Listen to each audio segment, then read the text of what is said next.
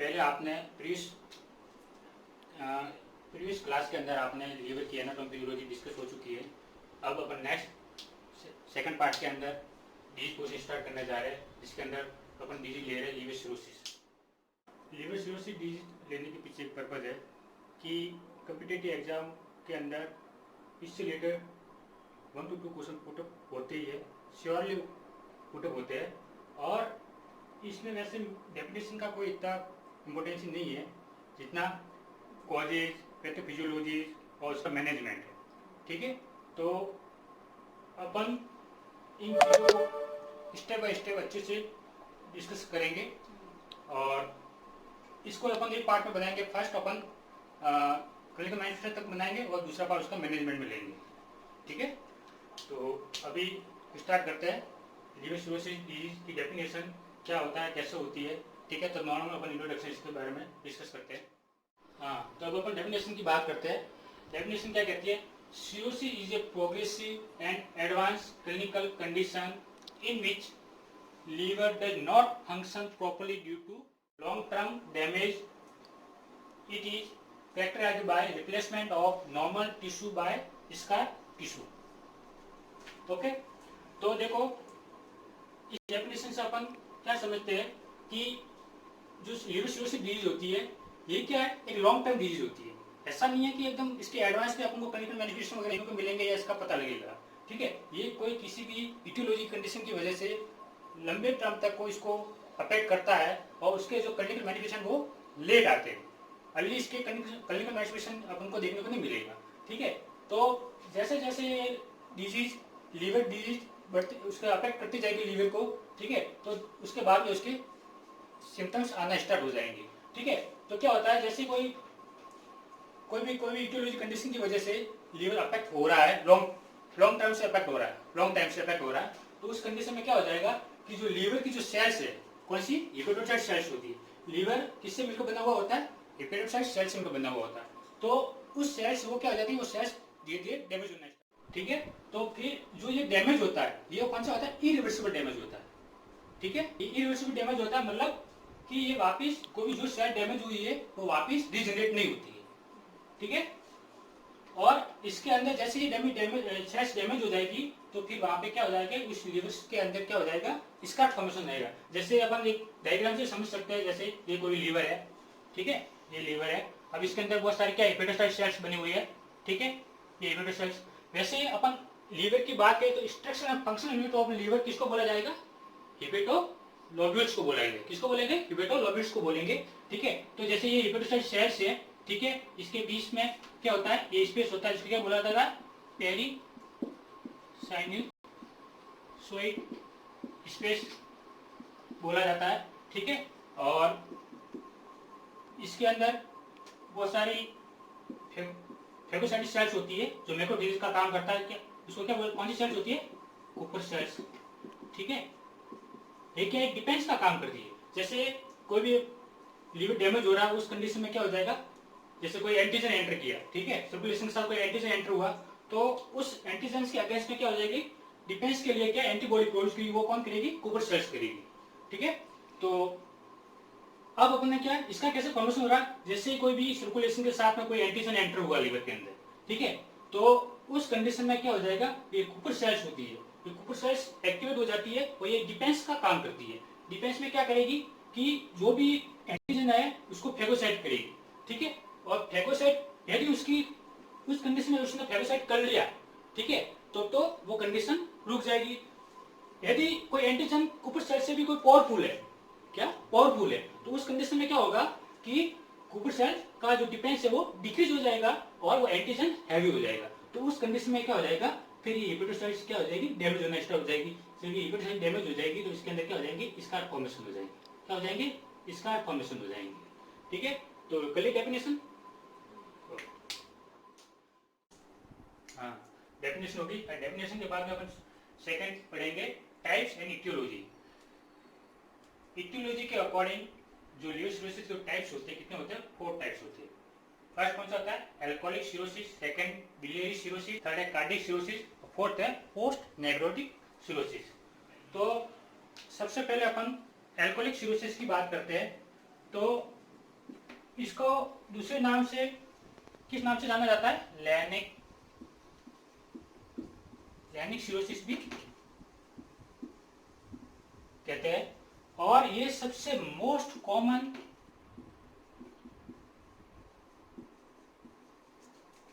Alcoholic cirrhosis होता है, ठीक है। और ये कैसे होता है कि जैसे कोई भी पर्सन है वो लॉन्ग टाइम से अल्कोहल यूज कर रहा है, तो उसकी वजह से क्या हो जाएगा, जो लीवर की जो सेल्स है वो डैमेज हो जाएगी, ठीक है। और उससे जो इसका फॉर्मेशन हो जाएगा, तो उसको क्या बोलेंगे? अल्कोहलिक सिरोसिस बोला जाएगा, ठीक है।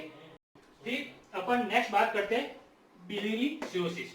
अब बिलियरी सिरोसिस कैसे होता है कि जैसे मेनली जैसे बिलिरुबिन होता है, ठीक है। बिलिरुबिन का फॉर्मेशन कौन करता है? लीवर करता है। और स्टोरेज का होता है? गॉल ब्लैडर के अंदर होता है, ठीक है। तो क्या होता है, जो बिलियरी सिस्टम जो बना हुआ होता है, ठीक है, कैसे बना हुआ होता है? जैसे जैसे लीवर के अंदर बेल का फॉर्मेशन हुआ, ठीक है। अब वो गॉल ब्लैडर तो कैसे आएगा? राइट और लेफ्ट हिपैटिक डक्ट मिलकर कहाँ से हिपैटिक डक्ट बनाएंगे, और उसमें जैसे वो बिलिरुबिन बनकर कहाँ आएगा? गॉल ब्लैडर तक आएगा। और गॉल ब्लैडर की जो सिस्टिक डक्ट मिलकर और हिपैटिक डक्ट मिलकर क्या बनाएंगे? कॉमन हिपैटिक डक्ट बनाएंगे। और वो कहाँ जाएगा? डायरेक्ट ड्यूडेनम के सेकंड पार्ट में जाकर खुलेगा, ठीक है। फिर तो जैसे इसी जो ये सिस्टम बताया मैंने, इस सिस्टम के अंदर कहीं भी जो डक्ट है, उस डक्ट के अंदर क्या ऑब्स्ट्रक्शन हो जाए, क्या? जैसे किसकी वजह से? ड्यू टू ऑब्स्ट्रक्शन या कोई भी स्टोन फॉर्मेशन हो जाए, ठीक है। क्या? Stone formation. यदि गॉल ब्लैडर के अंदर स्टोन फॉर्मेशन हो जाता है, उसको किस टर्म से जाना जाता है? कॉलीलिथियासिस बोला जाता है। क्या बोला जाता है? कॉलीलिथियासिस,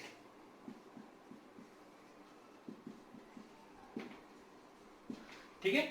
तो ये बिलियरी सिरोसिस कैसे हुआ कि कोई भी बिलियरी सिस्टम या बिलियरी डक्ट है, ठीक है, उसके अंदर ऑब्स्ट्रक्शन हो जाए या कोई स्टोन फॉर्मेशन हो जाए, जिसकी वजह से क्या होगा, जो बिलिरुबिन का जो फ्लो है वो नहीं हो पाएगा, और बिलिरुबिन कहाँ है? वो पूरा लीवर के अंदर डिपोजिट हो जाएगा, ठीक है। तो फिर क्या करेगा, वो धीरे धीरे उस लीवर की सेल्स को डैमेज कर लेगा, और उसकी वजह से जो सिरोसिस हो रहा है उसको क्या बोलेंगे? बिलियरी सिरोसिस बोला जाएगा, ठीक है।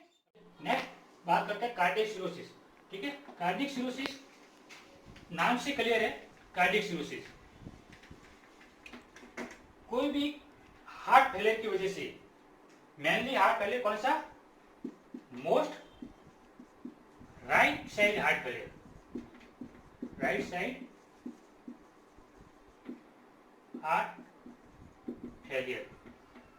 यदि राइट साइड का हार्ट फेलियर हुआ है, ठीक है, तो उस कंडीशन में क्या हो जाएगा कि कार्डियक आउटपुट नहीं हो पाएगा, और कार्डियक आउटपुट नहीं हुआ तो उसकी वजह से क्या हो जाएगा कि जितना भी जैसे जो भी बॉडी के अंदर जो फ्लूइड है उसका वापस रिटर्न नहीं हो पाएगा, कार्डियक तक नहीं पहुंच पाएगा। तो उसकी वजह से क्या है, जो पोर्टल वैन है, उस पोर्टल वैन के अंदर क्या जाएगा? प्रेशर बढ़ जाएगा।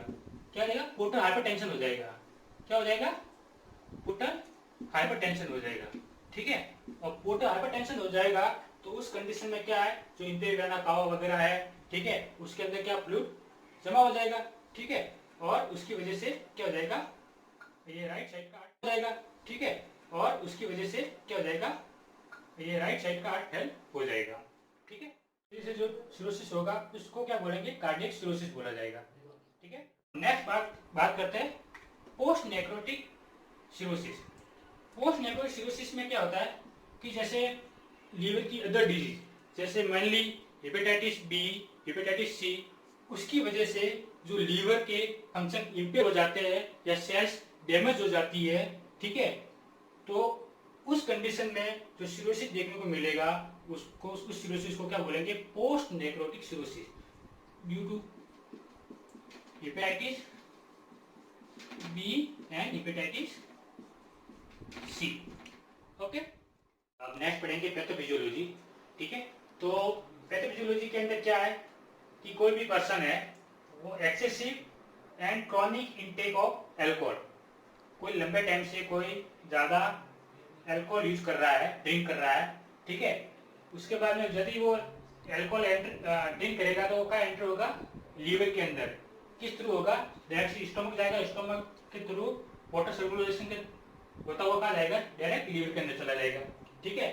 फिर लीवर में जाने के बाद वो अल्कोहल किसके अंदर कन्वर्ट हो जाएगा, एल्डिहाइड के अंदर कन्वर्ट हो जाएगा। ठीक है, वो इसके पीछे भी एक मैकेनिज्म में कैसे कन्वर्ट होता है, अल्कोहल लीवर के अंदर अल्कोहल एल्डिहाइड में कन्वर्ट हो रहा है, तो इसके पीछे क्या मैकेनिज्म है, एक लीवर के अंदर एंजाइम होता है, क्या नाम है, एनएडी।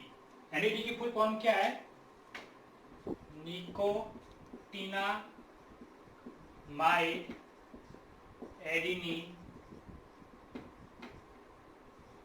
डाइन्यूक्लियोटाइड। ठीक है, ये एनएडी की फुल फॉर्म है। जब अल्कोहल फॉर्म होता है तब एनएडीएस एंजाइम काम करता है। यही अल्कोहल लीवर के अंदर जाने के बाद में किस में कन्वर्ट हो जाएगा, एल्डिहाइड के अंदर कन्वर्ट हो जाएगा। तो उस दौरान कौन सा एंजाइम काम करेगा, NDH2, जो रेड्यूस्ड फॉर्म में काम करेगा। किस फॉर्म में, रेड्यूस्ड फॉर्म में काम करेगा। ठीक है, तो देखो सबसे पहले क्या है, excessive and chronic intake of alcohol. किसी पर्सन ने ज्यादा अल्कोहल लिमिट टाइम से यूज कर रहा है, वो जैसे ही लीवर के अंदर जाता है, किसके थ्रू जाएगा, डायरेक्ट स्टोमक से वाटर सर्कुलेशन थ्रू लीवर के अंदर एंटर करेगा। फिर लीवर के अंदर जाने के बाद फिर एक मैकेनिज्म होगी, क्या होगी, अल्कोहल किस में कन्वर्ट होगा, एल्डिहाइड में कन्वर्ट होगा। और उस दौरान जो ये मैकेनिज्म है, इस मैकेनिज्म में क्या होगा, जो अल्कोहल है, अल्कोहल किस में कन्वर्ट हो जाएगा, एल्डिहाइड के अंदर कन्वर्ट होगा। तो अल्कोहल की प्रेजेंस में NAD काम करेगा और एल्डिहाइड की प्रेजेंस में NADH2 एंजाइम काम करेगा। ठीक है, ठीक है। तो अब अल्कोहल किस में कन्वर्ट हो रहा है, एल्डिहाइड में। ठीक है, किसकी प्रेजेंस में हो रहा है, NADH का इंक्रीज लेवल बढ़ गया है और NADH2 का भी लेवल बढ़ गया है। तो ये क्या करेगा, फैटी एसिड लेवल को बढ़ा देगा। क्या करेगा कि NADH का इसका फंक्शन क्या होता है, ऑक्सीडेशन ऑफ फैट। ये क्या करता है, फैट का ऑक्सीडेशन करता है। ठीक है, तो जैसे फैट का ये दोनों ऑक्सीडेशन करेंगे तो उस कंडीशन में क्या बन जाएगा, fatty acid level, fatty acid बन जाएगा। और ये फैटी एसिड जब बन जाएगा तो क्या इसका लेवल लीवर के अंदर बढ़ जाएगा। फैटी एसिड का लेवल बढ़ गया तो फैटी एसिड लेवल बढ़ने की वजह से क्या कॉज करेगा, फैटी लिवर कॉज करेगा और उसको क्या बोलेंगे, स्टेटोसिस बोला जाएगा। क्या, तो ये एक क्वेश्चन बन गया अपन का। ठीक है, ये एग्जाम से रिलेटेड क्वेश्चन बन गया। ठीक है, फिर नेक्स्ट बात करते हैं, जैसे ये कंडीशन होगी, कौन सी, फैटी लिवर वाली कंडीशन, तो क्या उसकी वजह से क्या है, किसकी वजह से बना है, ये फैटी एसिड का ऑक्सीडेशन होगा। और फैट का ऑक्सीडेशन होने की वजह से इसका फॉर्म होगा, कीटोन बॉडी का फॉर्मेशन होगा। क्या, कीटोन बॉडी का फॉर्मेशन होगा। ये भी एग्जाम के अंदर क्वेश्चन पुट होता है। कीटोन बॉडी, कीटोन बॉडी के बारे में थोड़ा देखते हैं। कीटोन बॉडी के अंदर जब कीटोन बॉडी टूटती है तो कीटोन बॉडी के अंदर दो पार्ट्स में टूटती है। एक तो कौन सा, एक तो होती है एसीटोन, एक होता है एसीटोन, एक होता है एसीटो एसिड। ठीक है, इन दो फॉर्म के अंदर कीटोन बॉडी टूटती है। ठीक है, फिर जैसे कीटोन बॉडी बनी, ठीक है, कीटोन बॉडी बनने की वजह से क्या हो जाएगा, लीवर की सेल्स के अंदर क्या हो जाएगा, इंफ्लेमेशन हो जाएगा। और उस कंडीशन को क्या बोलेंगे, स्टेटोहेपेटाइटिस। क्या बोलेंगे, स्टेटोहेपेटाइटिस बोला जाएगा। ठीक है, तो देखो लीवर सेल्स का इंफ्लेमेशन हो गया, तो लीवर सेल्स का इंफ्लेमेशन होने की वजह से क्या, देखो enlarge hepatic cells start to compress I2 cell in perisinusoidal space. ठीक है, तो ये क्या होता है, I2 सेल, जैसे लीवर का इंफ्लेमेशन हो गया तो लीवर की सेल्स का एनलार्जमेंट हो गया। लीवर सेल्स का इंफ्लेमेशन हुआ तो जो ये जैसे अपन का लीवर है, ठीक है, ये लीवर है, इस लीवर के अंदर जैसे हेपेटोसाइट सेल्स है, ठीक है, और इसके बीच में क्या है, ये पेरिसाइनोसाइडल स्पेस है। इस स्पेस के अंदर क्या है, I2 सेल प्रेजेंट है। कौन सी सेल, I2 सेल। ठीक है, ये I2 सेल्स क्या करती है, विटामिन ए का स्टोरेज करने का काम करती है। क्या, विटामिन ए का स्टोरेज करने का काम करती है। ठीक है, तो जैसे हेपेटिक सेल्स इनलार्जमेंट हुई और उसकी वजह से क्या है, ये जैसे सेल्स इनलार्जमेंट हुई और इसके अंदर जो बीच में कोई पेरिसाइनल स्पेस है और इसके बीच में क्या है, I2 सेल प्रेजेंट है। तो जैसे इसका इनलार्जमेंट हुआ तो क्या, इनलार्जमेंट होने की वजह से ये I2 सेल को क्या करेगी, कंप्रेस करेगी। क्या करेगी, कंप्रेस करेगी। और जैसे I2 सेल कंप्रेस होगी, ठीक है, तो I2 सेल कंप्रेस होगी तो क्या है, I2 सेल का इरिटेशन हो जाएगा। और जैसे इरिटेशन होगा तो वो क्या करेगी, टॉक्सिन रिलीज करेगी। क्या करेगी, टॉक्सिन रिलीज करेगी और उससे क्या बन जाएगा, कोलेजन फाइबर बन जाएंगे। क्या बन जाएंगे, कोलेजन फाइबर बन जाएंगे। और फाइबर बनने के बाद वहां पे क्या हो जाएंगे, रीजनरेट नोडुल्स फॉर्मेशन हो जाएगा। किसका? रीजनरेट नोडुल फॉर्मेशन हो जाएगा और उसी को क्या बोलेंगे? मेलाइडेंट बॉडी। ठीक है, तो ये भी एक एग्जाम से रिलेटेड क्वेश्चन पूछा हो सकता है। लीविस्क्यूसिस के अंदर एक बॉडी देखने को मिलती है, उस बॉडी को क्या बोला जाता है? Bellary dank body. तो ये भी एग्जाम में क्वेश्चन पुट हो सकता है। ठीक है, फिर जैसे जैसे कंडीशन आगे बढ़ती जाती है, ठीक है, कंटिन्यूटी के साथ बढ़ती जाती है, तो क्या हो जाता है? लीवर की सेल से क्या हो जाएगा? फाइब्रोसिस होता जाता है और वही फाइब्रोसिस क्या कॉज करता है? फाइनली किस में कन्वर्ट हो जाता है? सिरोसिस के अंदर कन्वर्ट होता है। किसके अंदर? सिरोसिस के अंदर। ठीक है, तो देखो एक बार अपन पैथोलॉजी वापस रिपीट कर रहे हैं।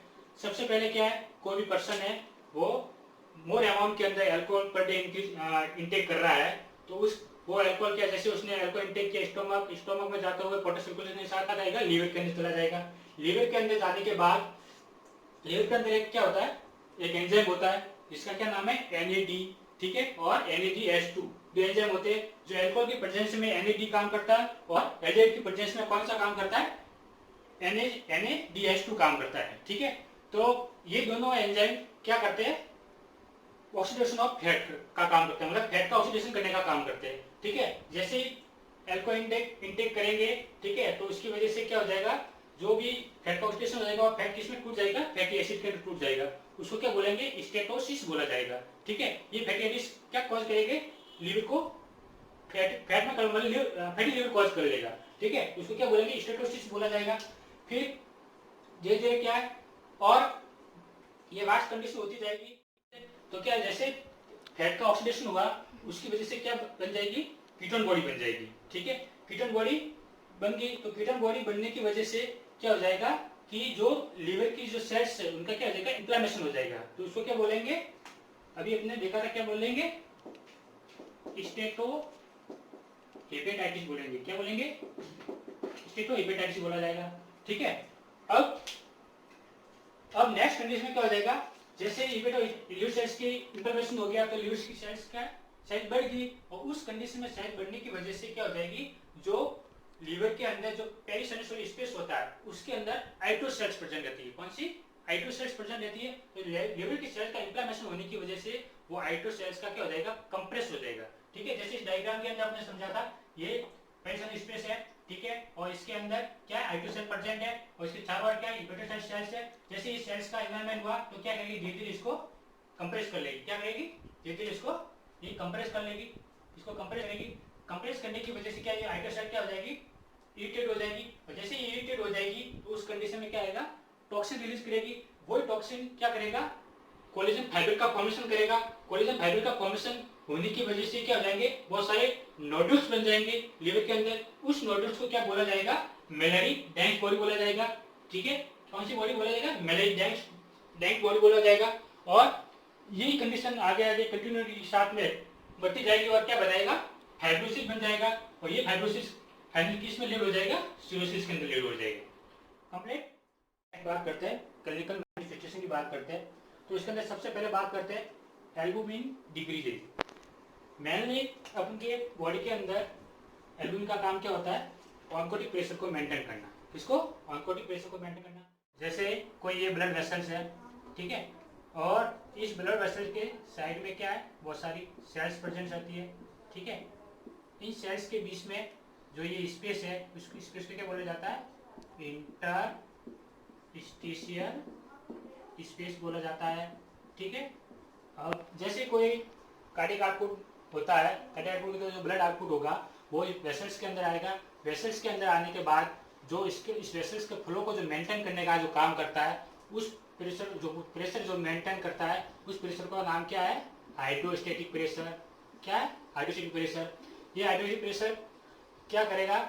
जैसे कोई इस वेसल के अंदर रेजिस्टेंस पैदा हो जाएगा, तो मेनली वेसल्स के अंदर जो रेजिस्टेंस पैदा करने का काम कौन करता है? आर्टरियल्स करते हैं। ठीक है, आर्टरियल्स, तो आर्टरियल्स के वहाँ पे जो रेजिस्टेंस पैदा होगा तो क्या हाइड्रोस्टेटिक प्रेशर बढ़ जाएगा।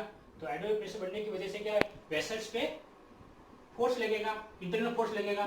ठीक है, इंटरनल फोर्स लगने की वजह से क्या है? जो वेसल्स की जो एंडोथेलियल लाइनिंग की जो सेल्स है वो क्या हो जाएगी? इनलार्ज हो जाएगी, एक्सपांड हो जाएगी। तो उस कंडीशन में क्या हो जाएगा, उसके अंदर जो छोटे छोटे पोर्स है वो ओपन हो जाएंगे, और ओपन होने की वजह से जितना भी जो वेसल्स के अंदर जो फ्लूइड है वो कहाँ शिफ्ट हो जाएगा, इस एक्स्ट्रासेलुलर फ्लूइड के अंदर शिफ्ट हो जाएगा, मींस इंटरस्टेशियल स्पेस के अंदर शिफ्ट हो जाएगा। ठीक है, अब इस सेल्स के बीच में जो इंटरस्टेशियल स्पेस है यहाँ पे एक प्रेशर काम करता है, उस प्रेशर का क्या नाम है, ऑनकोटिक प्रेशर। क्या नाम है, ऑनकोटिक प्रेशर। ये ऑनकोटिक प्रेशर क्या करता है, जो इंटरस्टेशियल स्पेस के अंदर जो फ्लूइड है उसको क्या डालना, वापस ब्लड वेसल्स के अंदर डालना। तो यदि एल्बुमिन की बॉडी के अंदर कमी है, जैसे देखो लीवर सिरोसिस हो रहा है, लीवर का काम क्या होता है, प्रोटीन सिंथेसिस करना। अब प्रोटीन सिंथेसिस हो ही नहीं रहा है तो उस कंडीशन में एल्बुमिन की कमी आएगी, तो एल्बुमिन काम नहीं कम होगा, तो उस कंडीशन में क्या हो जाएगा, ये ऑनकोटिक प्रेशर मेंटेन नहीं हो पाएगा। ऑनकोटिक प्रेशर मेंटेन नहीं हो पाएगा तो उस कंडीशन में क्या हो जाएगा, बॉडी के अंदर क्या देखने को मिलेगा, एडिमा। क्या देखने को मिलेगा, एडिमा देखने को मिलेगा।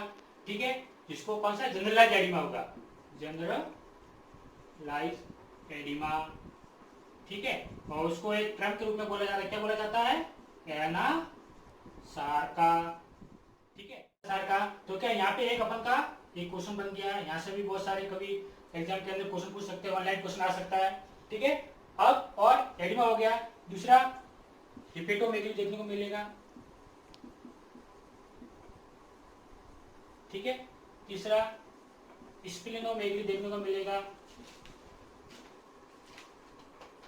ठीक है, और एसाइटिस हो जाएगा। एसाइटिस क्या होता है कि जो पेरिटोनियल कैविटी होती है, ठीक है, उस पेरिटोनियल कैविटी के अंदर क्या हो जाता है, फ्लूइड का कलेक्शन हो जाता है। ठीक है, तो फ्लूइड कलेक्शन क्यों होगा, क्योंकि जब पोर्टल हाइपरटेंशन होगा तो पोर्टल हाइपरटेंशन होने की वजह से वो फ्लूइड क्या कहाँ शिफ्ट हो जाएगा, इस पेरिटोनियल कैविटी के अंदर शिफ्ट हो जाएगा। तो उस कंडीशन में क्या हो जाएगा, एसाइटिस होने की वजह से जो लोअर लिम है उस लोअर लिम के अंदर क्या हो जाएगा, एडिमा देखने को मिलेगा। और कौन सा एडिमा, पिटिंग एडिमा। एडिमा कितने टाइप का होता है, पिटिंग और नॉन पिटिंग। तो लीवर सिरोसिस के अंदर कौन सा एडिमा देखने को मिलता है, पिटिंग एडिमा। ये भी एक क्वेश्चन हो सकता है। ठीक है, और उसका बॉडी क्या हो जाएगा, लार्ज होगा, मतलब इनलार्ज हो जाएगा। ठीक है, फिर ये तो अपने एल्बुमिन की बात की। बिलिरुबिन मेटाबॉलिज्म, जब लीवर की सेल डैमेज हो जाएगी तो उस कंडीशन में क्या होगा, जो लीवर के अंदर बिलिरुबिन का मेटाबॉलिज्म नहीं हो पाएगा, मतलब बिलिरुबिन कम बनेगा, क्योंकि लीवर का काम क्या होता है, बिलिरुबिन का फॉर्मेशन करना। अभी सेल ही डैमेज होगी तो उस कंडीशन में क्या है, बिलिरुबिन का फॉर्मेशन नहीं हो पाएगा। बिलिरुबिन का फॉर्मेशन नहीं होगा तो बॉडी के अंदर क्या हो जाएगा, मेटाबॉलिज्म नहीं हो पाएगा। ठीक है, तो एक तो क्या मेटाबॉलिज्म इम्पेयर होगा तो उस कंडीशन में क्या देखने को मिलेगा, जॉन्डिस देखने को मिलेगा। ठीक है, जॉन्डिस। ठीक है, नेक्स्ट बाइल जूस कम हो गया, कौन सा, बाइल जूस कम हो गया। ठीक है, तो उस कंडीशन में क्या होगा, बाइल जूस का फॉर्मेशन कम हो गया, उस कंडीशन में क्या हो जाएगा, फैट का मेटाबॉलिज्म डिक्रीज हो जाएगा। फैट का मेटाबॉलिज्म डिक्रीज हो जाएगा तो उस कंडीशन में क्या क्या देखने को मिलेगी, कंडीशन स्टेटोरिया देखने को मिलेगा। ठीक है, ठीक है, क्या स्टेटोरिया देखने को मिलेगा। ठीक, और इसके अलावा नेक्स्ट क्या होगा, nausea vomiting, nausea and vomiting.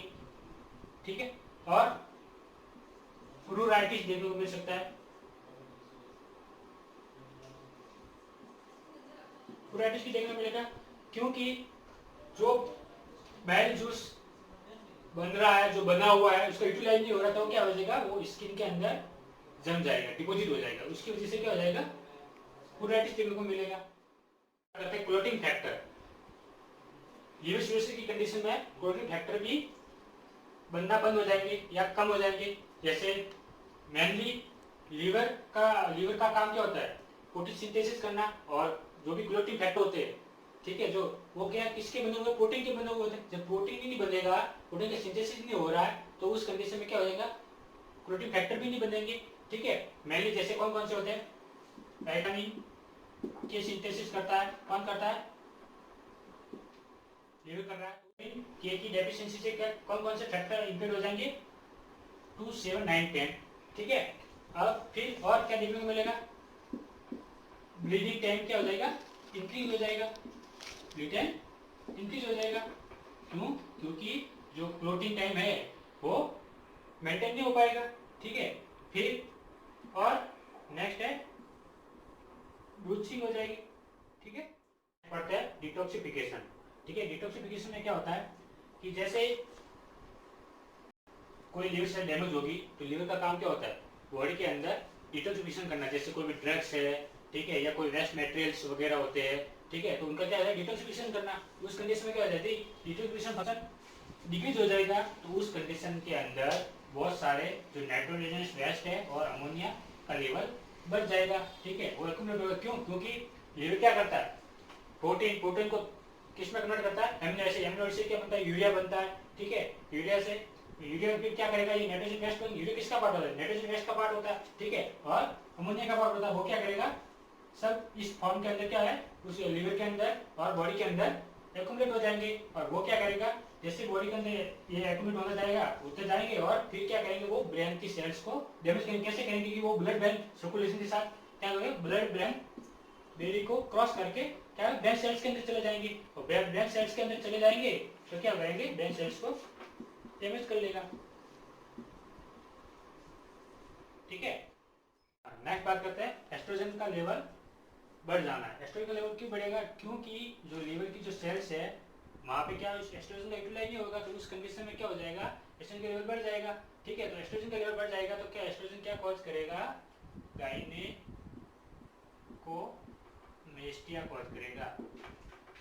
Gynaecomastia cause करेगा। गायनेकोमेस्टिया क्या होता है कि मेल के अंदर ब्रेस्ट का इनलार्जमेंट हो जाना। इसका मेल के अंदर ब्रेस्ट का इनलार्जमेंट हो जाना। ठीक है, फिर और इसके अलावा क्या क्या देखने को मिलेगा, पाल्मर इरिथ्रोमेटा। पाल्मर इरिथ्रोमेटा। पाल्मर इरिथ्रोमेटा क्या होता है कि जो सुपरफिशियल पार्ट होता है बॉडी के अंदर, हाँ, वहां पे क्या हो जाएगा, रेड रेशेज हो जाएंगे। क्या हो जाएंगे, सुपरफिशियल